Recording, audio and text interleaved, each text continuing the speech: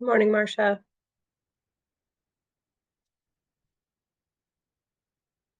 Hi, Catherine. How are you? Pretty good. How are you? Oh, not too bad for a Monday morning, I guess. So, Well, it is Monday morning. yeah, I'm having a little trouble getting started, but other than that, it's okay.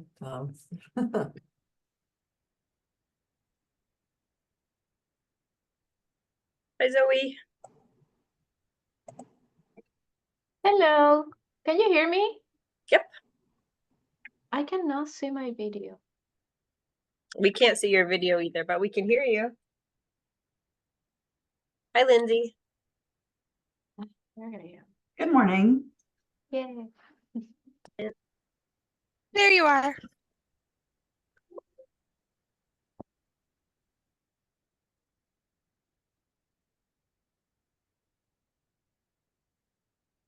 Is Meredith going to show the agenda, to share the agenda?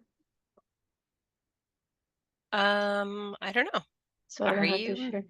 married? I don't know if I have the agenda sent to me. I have to look for that. I can drop it in the chat if we need to. Yeah, that'd be appreciated, and then I can share it. I have way too many things open on my computer at the moment. Me too. Let's see here.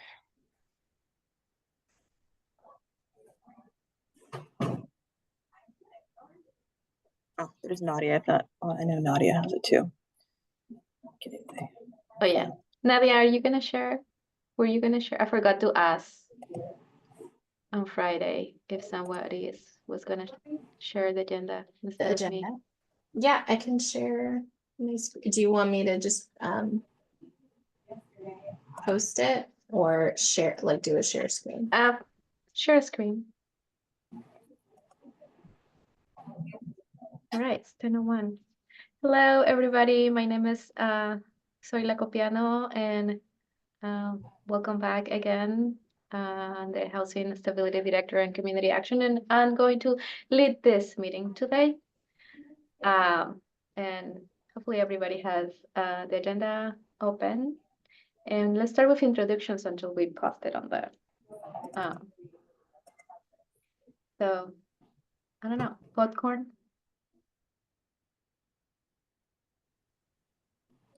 I can go first. So I'm Catherine, program manager with Washington County Department of Housing Services.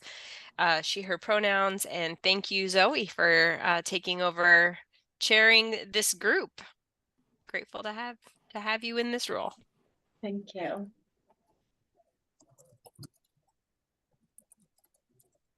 I'll go next. This is Marcia Hilly. I'm the executive director at Sequoia, and she, her pronouns.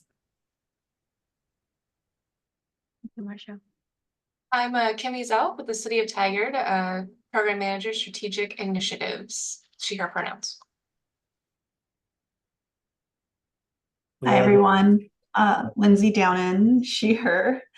I am the VP of Quality and Impact with New Narratives, struggling with my loss of an hour of sleep.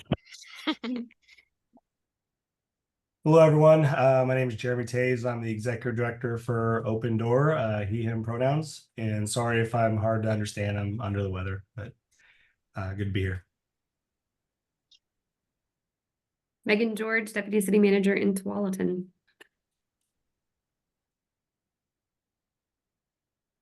Lori Fletcher, Housing Director at Central Cultural. She, her. Justin Fontenot, he, him, his, Access Program Supervisor for the county, and I am working to get my camera on. We'll see if that happens. Good morning, I'm Sean Cardwell, the Executive Director of the Forest Grove Foundation. Hi, everyone. Mandy Goff, Community Services Coordinator with the City of Hillsborough. I use she, her pronouns. Yes. All right, I think that's it. No, Nadia. I'm Nadia. I'm with Washington County and program coordinator. And I think Vara and Meredith may also need to go still. Vara Felger, program specialist. I'm just listening in. Meredith Cook, she, her pronouns. I am administrative specialist and I'm helping to facilitate the Zoom. And we have Megan Kaufman from the city of Beaverton, and she's having mic issues. Hi, Megan. All right, we have a packed agenda, and next is Gathering. She's going to talk about the system performance measures. Okay. All yours. All right, thank you, Zoe.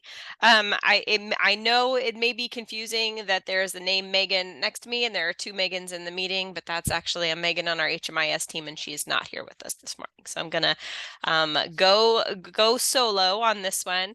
And kind of exciting to be bringing this here. So this group, as you all know, is our performance evaluation subcommittee for our continuum of care.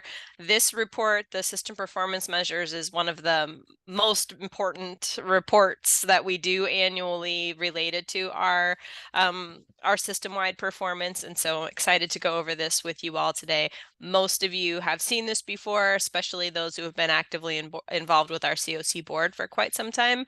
But for some, this may be new information. So we're going to start with the basics and then get into the details. And I'm going to share. My dog would like to participate. Okay. I'm going to share my screen.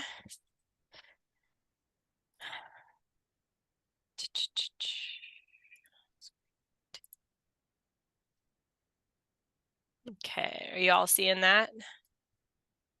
You all seeing a PowerPoint? Okay, cool. So what we'll go over are what are the system performance measures, then we'll actually go through how did we do.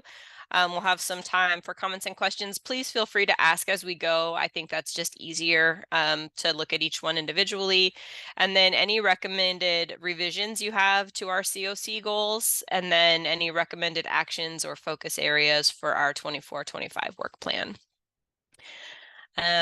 So what are the SPMs? So as the COC, we are kind of governed by the Hearth Act. And the point of that is viewing the homeless response as a system as opposed to individual programs that work independently of each other. We all know that whatever happens in one area impacts the other areas. This system performance measures report that we do every year is really just looking globally across our whole system. How are we doing at moving folks from outside to inside and helping them stay there permanently? So really tracking our performance towards making homelessness rare, brief, and non-recurring. So what are the metrics? So these are, the metrics are defined by HUD, but our goals, we have some latitude to adjust as needed to fit our continuum. So our first metric is the length of time that persons remain homeless. Our COC goal has been set at less than 30 days with just a generalized goal to experience a reduction in the length of time that people remain homeless in our continuum year over year. And the second metric is the extent to which persons who exit homelessness, to permanent housing destinations return. So this is looking at our recidivism or returns rates. Our goal is to have a less than 5% return rate, and we're looking at annually a reduction, a year-over-year reduction until we hit that 5%. And then for the third metric is the actual number of people homeless each year. And our goal is to be reducing that number. And the fourth metric, employment and income growth for homeless persons in COC funded projects. So this is specific only to those 7 projects that are funded under the COC grant, but it is also a good system level goal. We want to be seeing folks accessing income and increasing their income and becoming stable, regardless of who's paying for the program. And then for the fifth metric is the number of persons who become homeless for the first time. So stopping that inflow, we want to be reducing newly homeless households. And then the metric 6 is specific only to continuums that have the high performing continuum designation through HUD. Currently, there is not a single continuum in the country that meets that standard. So it's not relevant to us. This goal of homeless prevention and housing placement for category 3, which is that at imminent risk, does not apply to us. The metric 7 is successful placement from street outreach and successful placement in or retention in permanent housing. And so our goal is to have 20% of households exiting from street outreach to permanent housing, and year over year, just an increase in that percentage. And then our goal is 80% of households exiting to permanent housing or retaining permanent housing. And then just a year over year increase. Any questions about what the metrics are or our goals before we go into how we did? Okay, cool. So for the first metric, the length of time that persons remain homeless, we have 2 different ways that we measure it. So the first is the length of time homeless for people who are entering a permanent housing destination from a shelter, safe haven, or transitional housing program. We no longer have safe haven, so that's not relevant to us anymore. What we see is when we include transitional housing, our length of time homeless was an average of 104 days. When we're looking at just emergency shelter, it's 94 days, which is an improvement over last year. So that's good. However, when we factor in folks who are entering permanent housing, we are seeing that they are homeless for long periods of time, which means that folks are staying in our programs and staying outside longer before they're exiting to permanent housing. And as you can see, we have a significant increase year over year. And just to dig in a little deeper here, there's a couple of items of note on this metric. So one, the total number of persons that we're seeing is significantly increasing. So as you can see, we had a big jump from 2018 to 2019, and then another big jump in 2021, stayed level-ish in 2022, and then just saw another big jump last year, or this year. And our average being at 104 days is a reduction. But what's really interesting is this kind of big drop in the median, which means a lot of folks are staying homeless for shorter periods of time, but that some folks are staying homeless so much longer that it's pulling up our average. Does that make sense? So the median is like in the middle of all of the numbers. So half of the people that we're serving in our shelter programs were homeless for 67 days or less. But the other half were homeless for so much longer than that, it brought our average up to a total of 104, which is significant. That just means that some folks are staying outside a lot longer. And then for folks that are, when we include the permanent housing destinations, again, we see the same thing, like a big jump in number of households served, number of people served, and also big jump in the average length of time, but also the median length of time. Any questions about that? So many questions. Hey, So Catherine. many questions. Or so many thoughts. So just so I'm trying to ground myself too in what's the cause? What's the correlation? Yeah. You know, all the investment in terms of staffing and outreach and building awareness.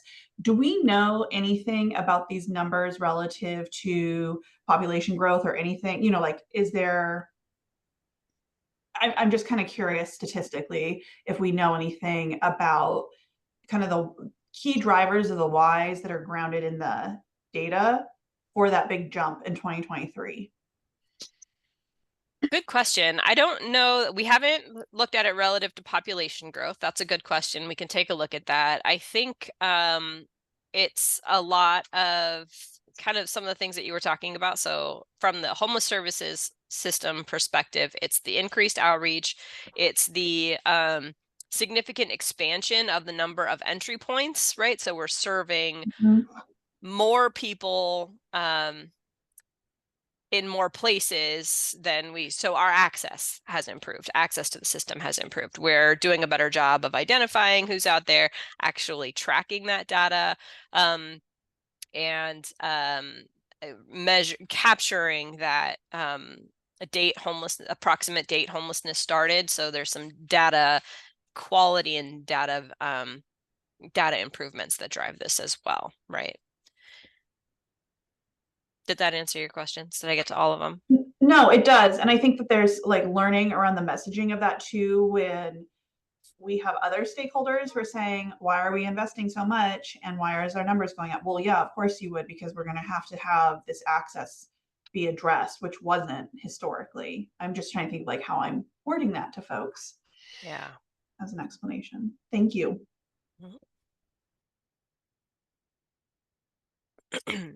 Okay, so moving on to metric number 2. So this is measuring the extent to which people who exit homelessness to permanent housing destinations return within, we do look at 6, 12, and 14. This should be 24-month timeframes. And so what we saw this year was we had 20% return, which is a larger number and a larger portion of our number of households that exit to permanent housing destinations, and also a significantly larger number of individuals exited to permanent housing destinations. So what this says to us is more households are exiting to permanent housing, and also more of them are returning. I'm just going to pause there and see if folks have any thoughts or questions about that.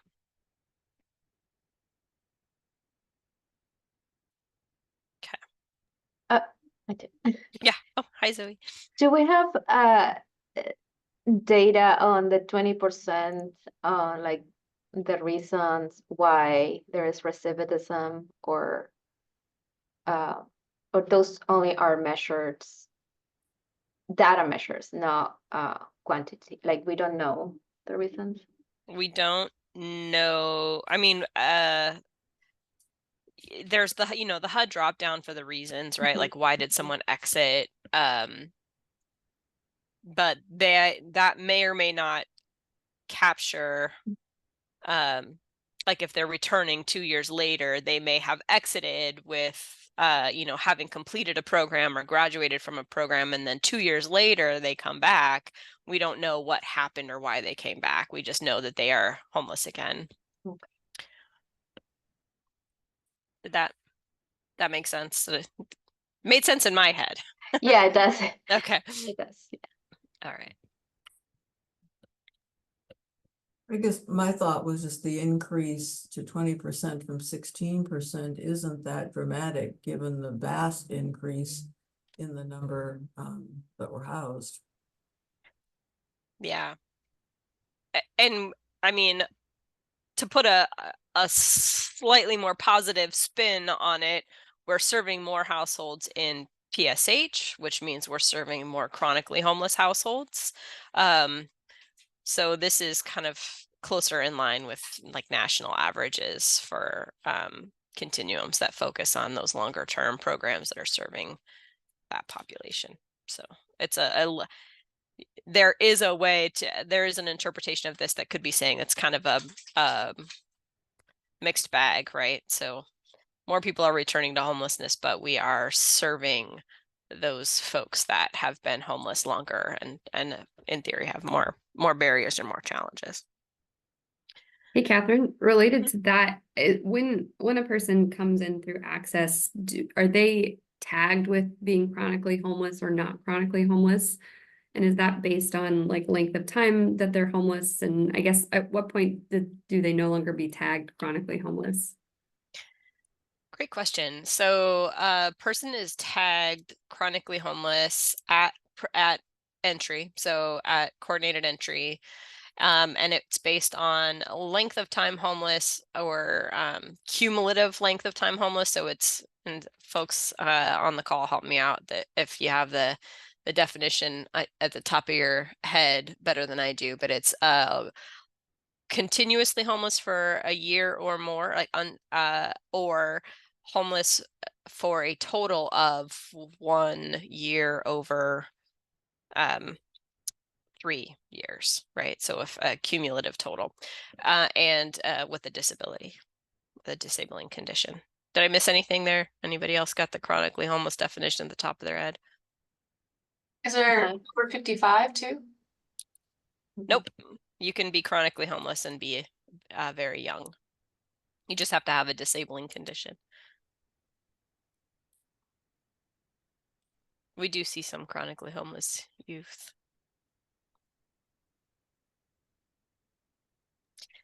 Do they ever lose that designation? Like if they enter permanent supportive housing and stay? That's a good question. I mean, technically it depends on the program, right? So in some programs allow you to retain that designation and others you don't. But my sense is, that's a really good question and I'll get the right answer, but my sense is generally they do retain that designation, especially if they're in a program that's specifically designed to serve that population. Appropriate housing. Yeah, thank you.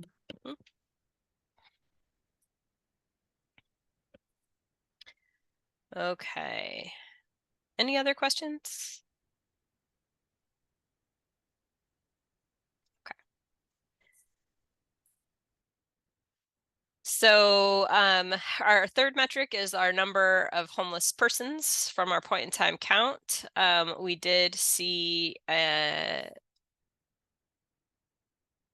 overall decrease in the number of people experiencing homelessness in 2023, so just a little.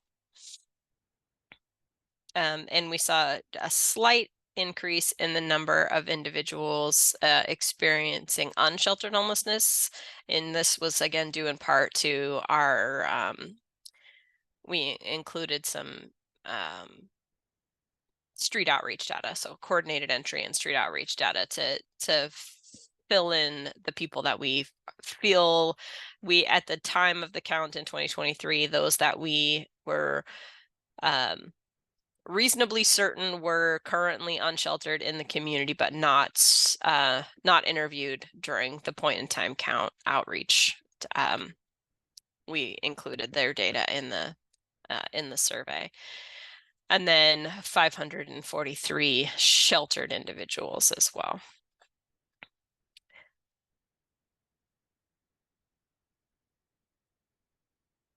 And then for our total annual counts of folks experiencing sheltered homelessness,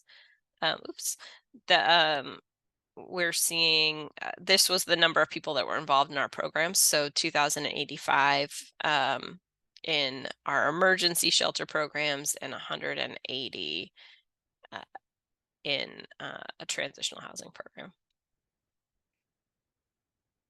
Any questions about this one?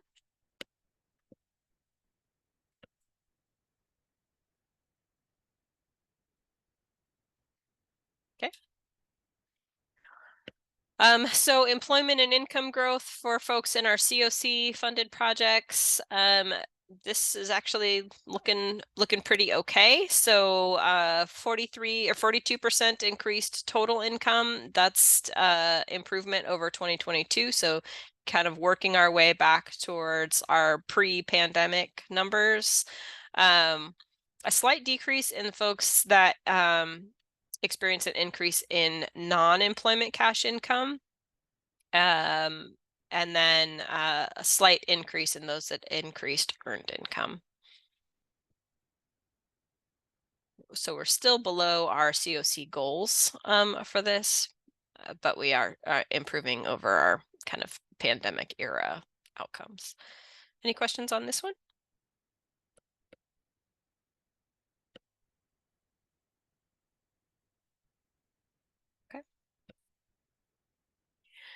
And then for metric 5, the number of persons who become homeless for the first time. And this is a little bit tricky because the way this is measured is this is their first contact with our system, not necessarily have they ever been homeless before, but the first time we are identifying them within our homeless response system as having been homeless.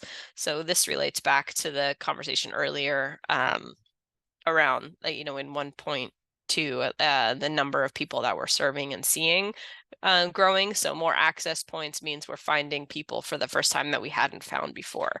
And that's driving some of this increase. So in 2023, 80% of the folks we served were experiencing homelessness for the first time, and 20% had been homeless in our system prior.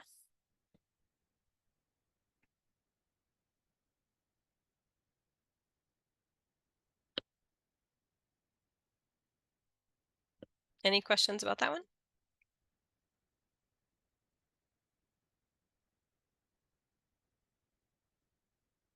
Okay.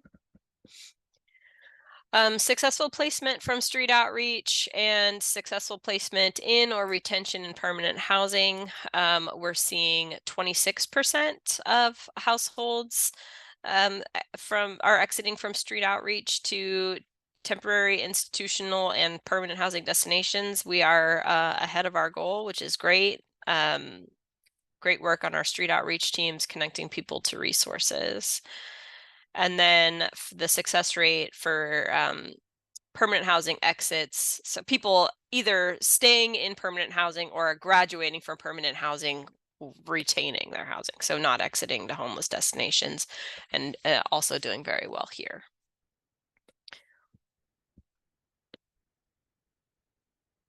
Any questions about this? Okay. So here we are for our discussions.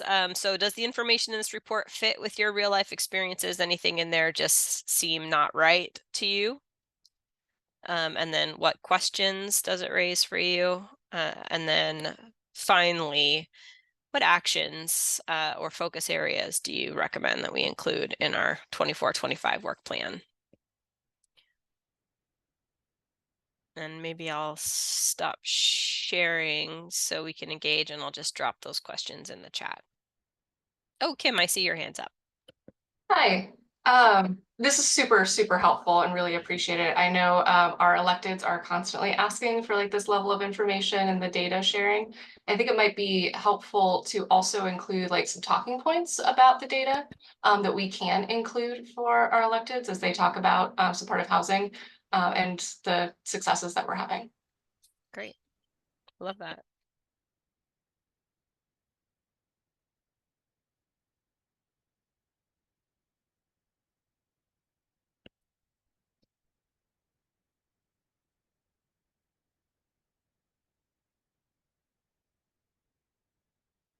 Any recommendations for focus areas? Any of those metrics that you think it would make sense to really focus in on ensuring we have some action items around? Catherine, can you remind me what our goal was for the recidivism, our percentage goal? I know the outcome was 20%, Yeah.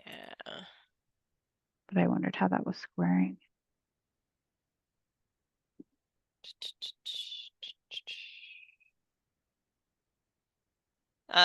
Less than 5%. Okay. the discussion around the causes, and I'm almost thinking like a subgroup, maybe pulling in more like the service providers and maybe even landlords who have participated into kind of a group that digs into the causes and any ways that we could mitigate any trends that could lead towards action items. That did strike me as high compared to our goal. Yeah. It's just so hard to have a single person, Yeah, that tracks, Mandy. And I think, for especially for the providers on the call, there's a lot of concern about graduating people from programs because that's the fear, right? Is that they graduate, they move on, and then something happens and they come back and there's not a direct pathway. So that's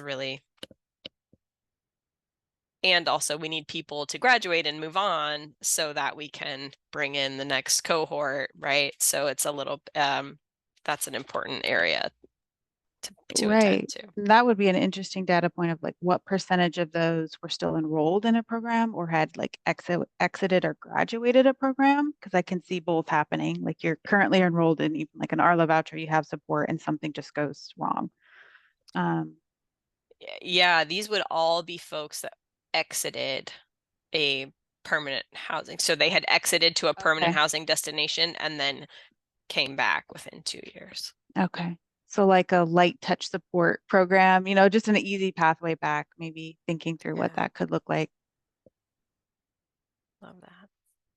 And I know probably sometimes providers are not aware that, a participant is at risk if there's no engagement or lack of engagement, but other ways that we can, like Amanda said, like shed a light on those who are enrolled and, I don't know, ended up in an eviction court for any reason, and prevent that, a way to prevent that with knowing what happened or is happening, that they lost that. Yeah, this is Marcia. I guess I'm kind of stuck on how the general public or even electeds will respond to this data. I mean, I thoroughly understand that these services, the outreach has increased dramatically. So of course, some of those numbers are going to go up. Is there, would it be at all helpful to, alongside this data, have the information about services now available as opposed to, I don't know, 2021 or 2020?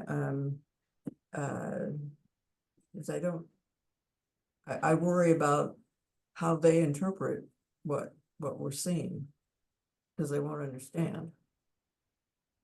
Yeah, great question. Generally, the system performance measures, we've been doing this every year since HUD said thou shalt, right? Yeah. So, and generally there's not a lot of uptake or interest in reviewing them independently. So usually the way that they are seen by general public or electeds is in coordination with our work plan. Right. So we say this is what the system measures are telling us, and this is what we're going to do to address what we're seeing in the performance measures or make changes to improve our system.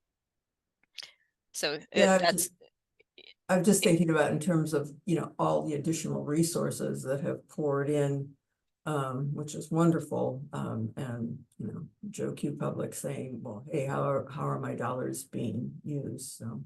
Yeah. Love that. Thanks, Marcia. I think the other piece that feels missing to me is some evaluation of the other context for how these numbers might have increased or changed, and things like how time, place, manner impacted things, if at all, or Measure 110 and the changes that came out of the short session or coming out of the short session, or even more broadly, like housing trends regionally and housing stock production. And I'm curious, I mean, I think it's probably way too complicated to draw any specific correlations, of course, but I'd be curious to see a graph side by side on some of that. Yeah, thank you. I would too. Yeah, I was just gonna say, like, second that or third. And if there was some way to see what is the housing need, like in terms of units based on now what we have too, you know, and if there's plans to, I'm thinking, and if there's plans to invest in that, or where is that going to be coming from? Because I think there's also a story to tell if there is a gap and we know we are still missing this. And that gap could essentially also plant the seed for, should we see an increase in some of those numbers in 2024? Yeah. And some of that gap analysis is done, like that housing production gap analysis is done in the consolidated planning process. So it'll be good to, and that's launching right now, right? Yeah, so that would be a good thing to kind of compare side by side. Okay.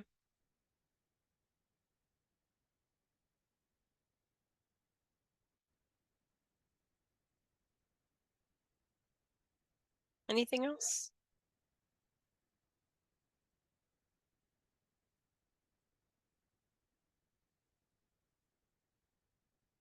Okay, so I heard some very specific focus on talking points and how do we put these this information into context in a way that makes it more understandable and usable for general public and electeds.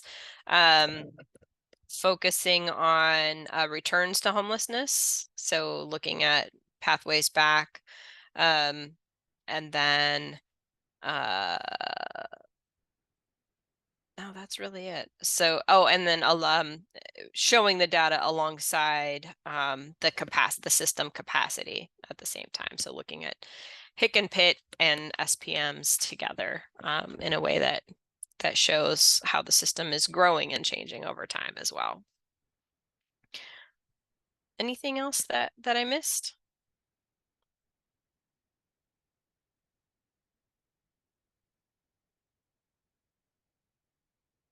Okay, thank you. Appreciate the feedback. And with that, I'll hand it back to you, Zoe. Thank you. That was great. Well, next on our agenda, we have Justin, and he is going to inform us about the emergency food and shelter program. And we're gonna vote. Good morning, everyone. Yeah, so as mentioned, just looking for a vote here on how we can best allocate the resources. And so to give you a little breakdown of this, in case you're not too familiar, I myself am not familiar as I'm just joining that group.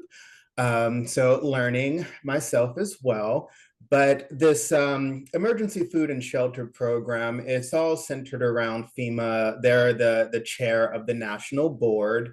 Other folks on that board include the Red Cross, Catholic Charities, National Council of Churches, Salvation Army, Jewish Federation of North America, and United Way Worldwide. And so we break it down to the local side of things, where on the local board, we have representatives from Clackamas, Multnomah, Washington, and Clark County. And so the goal here is to allocate some funding to support the work of service organizations, both private and government, in an effort to get folks the emergency assistance that they need. This is all centered around capacity building and again, serving those underserved populations. And there are 4 different categories that the allocations can go into, that being food, shelter, off-site lodging or motels, and rent mortgage assistance or eviction prevention type things. And so The allocations that we are getting for this particular round of funding is about $219,000 for the county. It's a little bit less than what we've received in previous phases of the funding. And all of that is generated from a formula that the National Board uses specific to the federal poverty line and the unemployment rates for each particular area that they're allocating funding. And so with that 219,000, looking at, again, those 4 groups of food, shelter, offsite lodging, and rent, I have an idea of, in past iterations of voting for this, let's see, the most recent phase that we received money for, there was an allocation of 80% of the funds to rent and mortgage, with a 20% allocation to shelters. Going back a little bit further, the numbers actually mirror the same. The phase before that was 80 for rent and mortgage and 20 for shelter as well. Going back one more phase, 80% went to food and 20 went to off-site lodging. And so looking at that previous data and where we are with county operations thus far, I am thinking that we would have 80% go to rent and mortgage and 20% go to food. My thought process there is that when you look on the shelter side of things, we're not reaching our capacity in terms of utilization just yet, but we're also increasing that capacity with our access centers coming online in the next couple of years. So in my mind, considering the amount of time that it would take to receive and then utilize this bucket of funding, we're pretty much on a similar timeline with the access centers coming online. So a 0% allocation for the shelter side of things makes sense from my perspective in that regard. When it comes to offsite lodging and motels, we have a pretty solid pot of money with the LC3 funding to where we can use that to address that need. So putting additional money there doesn't seem to be the wisest when we have a solid pot of money to pull from for the offsite lodging and motels. So that brings us to the last 2 categories, rent and food. With rent, mortgage assistance, and eviction prevention, there seems to be no shortage of need in that regard. Just a couple of weeks ago, I was listening to some presentations by several community partners who address eviction prevention, and it sounds like they are tapped full. And that there is, of course, that ever-growing need for folks in this camp for assistance with their eviction prevention, rent, or mortgage. So we wanted to put a large chunk of that funding there, since that seems to be a very dire and loud need there, but also recognizing that food is an issue as well. So we didn't want to just give a whole bunch, the whole lot to rent and mortgage, and wanted to include some food allocations there as well, which would be sent to the Oregon Food Bank, and they would coordinate and organize that with the local service organizations. So before we vote on things, I know it's not a lot of information, but we would be bringing this, I would be bringing this back to the local board, whatever we decide here, and then they would approve or deny that, and then we would start looking at the allocation process to specific organizations and service providers in our area for this grant process. So before asking for the vote, I'm curious if there are any particular questions about this process and what we're doing here.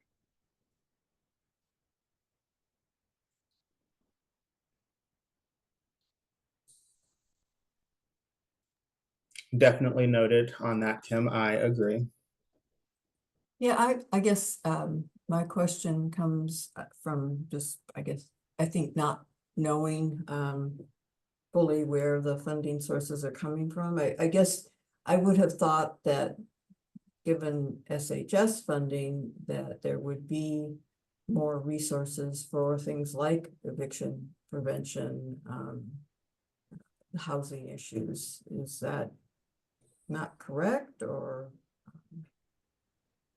And so, yeah, we do have funding coming from that side. However, this is an additional grant process from the federal government, specifically FEMA there. So they are offering additional sources of funding for these different categories that we have here, the 4 different categories.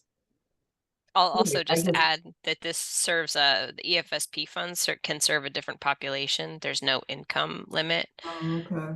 Whereas most of the stuff that is funded through the homeless services system specifically targets people at 50% area median income or lower. That makes more sense. Yeah, thank you. And I'll just give a little bit of back it up and give a little bit of historical context for folks who've never heard of what EFSP is before. This is a program that comes into the region based on kind of the allocation formula that Justin mentioned. It's never guaranteed. It comes in phases, so it's not tied to any particular fiscal year or and it's never guaranteed. And the intent of it is always it's not supposed to be budgeted. In fact, that's one of the rules within EFSP is that this can't be part of a regular budget. It must be used to expand capacity in a community. So for any of those categories that Justin mentioned, it needs to be able to serve more people than what current budgets are expected to serve. And this is a vote that used to go to the HISN meetings. And the HISN would have a discussion and agree to the allocation. But as we're moving away from the HISN being a voting body, it's coming here, and the timeline is super short because we just found out we were getting the award and they need to go out. So that's why there's not a lot of information for you all to review ahead of time. And hopefully that won't be the case going forward. And you'll all remember this conversation next year too, so it won't be new. Thank you for that, Catherine. Sure. Yes, Sean. Yeah, thanks. A question about the food. I'm sorry if I missed it. You say 20% would be going towards food programming or food budgeting. I missed the percentage there. Correct. Yeah, that's what we were thinking there. So 20% for food and 80% for rent and mortgage assistance is what we are proposing. What I'm proposing for you all to vote. I'm curious, and maybe this is too much in the weeds for where we're at for a vote. In terms of the food, you said that goes to Oregon Food Bank. This is a county, Washington County, or is this bigger regional? And I asked that question because if we're sending dollars to OFB, how do we bring those dollars back to Washington County? Great question. Do you want me to help with that, Justin? Sure. Okay, so 2 things. One, it's not guaranteed to go to Oregon Food Bank. They have to apply for it. And in the past, there have been organizations that aren't a part of the Oregon Food Bank Pantry Network, and they can get funding independently. Oregon Food Bank applies generally for any of the food funding available for all 3 counties, and they have like a separate account, and that is what pays for it's distributed to the accounts of all of the pantries in the Washington County Oregon Food Bank Network. So that's how we make sure that the Washington County food allocation stays in Washington County, even though it may be managed at the Oregon Food Bank level or a portion of it. Did that answer your question? Sorry, that felt like a lot of words. Okay. Yeah, that helps. Yeah, just thinking through that, the full disclosure, we have a food program. I'm not saying we'd be looking for that money, but we work with OFB and know there's challenges to that distribution system, and there's gaps, and you have to be in that system to get it, but there's other providers in Washington County that aren't part of that. So I was just trying to see how we keep the money local, but that helps. Thanks. And I did misspeak on that because, yeah, looking at a couple of phases back, I can see that food allocations, some did go to the food bank, others went to home plate and open door as well. That'd been 2 phases ago. So yeah, it does go to additional organizations as well. There's a question from Megan Cohen also in the chat. It says, I feel like there's going to be a gap in inclement weather shelter before access centers are up. So I feel like motels / shelters could also use the resources. Can you address the timeline one more time? So we are currently still in the process of addressing the inclement weather shelter. Had some conversations about that last week. So yeah, the timeline of that. Granted, I'm not exactly sure when we would be hearing back from the local board of when the funding would come out for this. Catherine, do you have an idea of how long that generally takes? No, it can be all over the place. Sometimes the national board moves very quickly, sometimes it moves very slowly. It also depends on who the funded organization is. But I think your comments earlier when you were addressing shelter and motels is that there are resources already coming into the system to support like outreach teams having access to motel funding for especially for inclement weather, so that it was less about the timeline and more about there's already a source that is covering that. And I mean, I think there are a couple of organizations on the phone that have been LROs. The reporting and like management process for the EFSP program is pretty onerous. And so there's a benefit to having a limited number of LROs, local recipient organizations, just to keep the funding, to keep it manageable. And a fun fact, if one LRO is struggling to meet their like reporting requirements, the entire region has to wait until all of their stuff is cleared in order for the next allocation to go out. Just lots of little nuances with this program that are challenging to manage.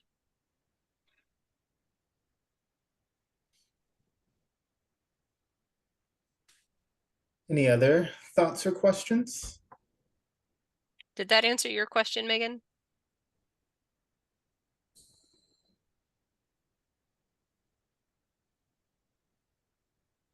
Okay.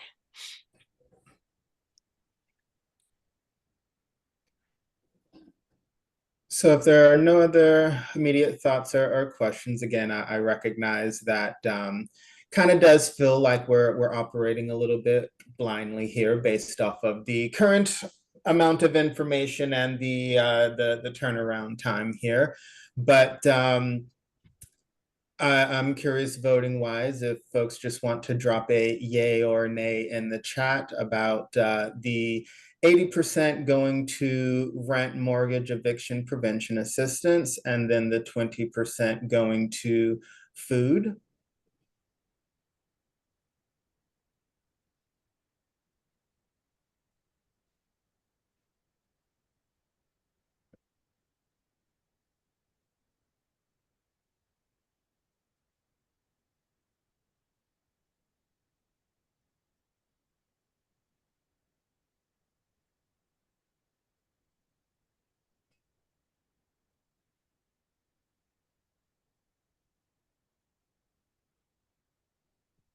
Okay.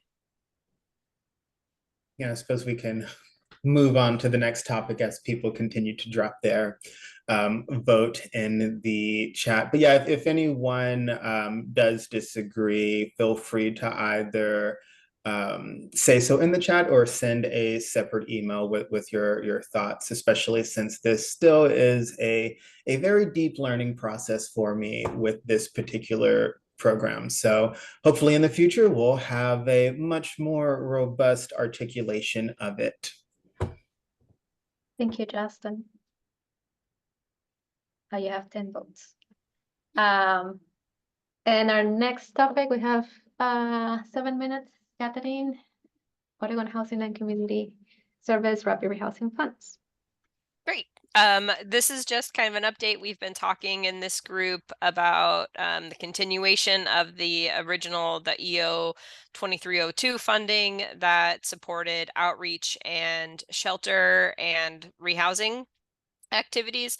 We've already received and are continuing to support shelter and outreach activities with the House Bill 5511 funding that's already through. The next set of funding that's coming is the SPA or Oregon Rehousing Investment Funds, and those are coming next. And with those funding, we should be aiming to rehouse 60 additional households that meet that original EO criteria. So 60 households that are literally homeless at an initial enrollment, and that will be those resources will be rolling out with the July 1 contracts for our rehousing programs, specifically focused on unsheltered individuals.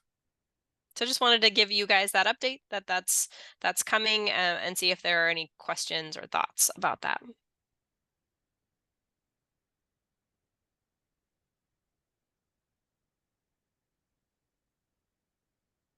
Okay, great.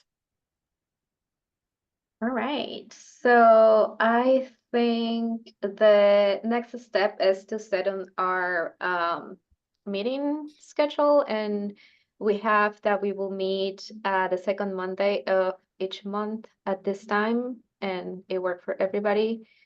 So yeah, see you in April. Anything else, Catherine? Maybe just for one moment, I think there are a couple of folks on this call for whom this may be their last or second to last meetings. But I'm not positive. Andy, are you? Yeah, and we'll have a replacement. I'm not exactly sure who or when they'll be joining, but yeah, I will finish up my role with the City of Hillsborough at the end of March. So we're recruiting for my position now, and we'll be plugging in that replacement as soon as we can. Well, I just want to take a moment and say thank you so much, Mandy, for all you've done for the City of Hillsborough to help make our whole continuum better, and for your participation in this group in particular. You will be missed for sure. So it's been great working with you. Likewise, whoever steps into your role has some pretty big shoes to fill. You've been such a staple for the City of Hillsborough and all the work that you've put in. Yeah, I know it. Everyone knows it. You're amazing. So thank you so much for the many years you've committed to helping the community.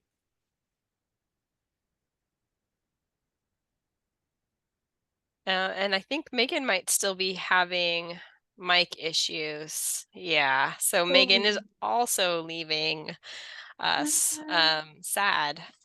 So Megan's last day is April 1st. Yeah. Very sad to be losing both Megan and Mandy at the same time. You guys have been kind of a dream team. So thank you, Megan, for all you've done. Can you guys hear my dog having a moment right now? Yeah, perfect timing. Yeah.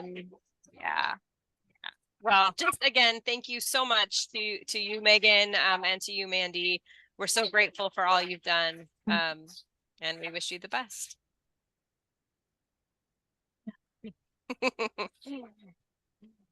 Thank you, Megan, Mandy. All right. That's it. We will adjourn. Thank you so much. See you next month. Bye.